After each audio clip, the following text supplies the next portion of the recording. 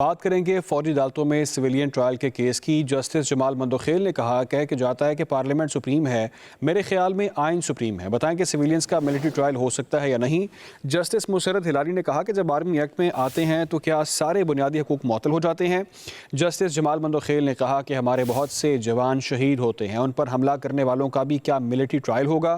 Justice نعیم اختر بولے کہ 5 رکنی بینچ کی قلعدم کی گئی دفعات کے تحت سویلین کا فوجی عدالتوں میں ٹرائل ہو ہی نہیں سکتا۔ جسٹس محمد علی مظہر نے کہا کہ چند سوالات سامنے آئے، ان کا جواب خواجہ حارث سے کر لیں گے۔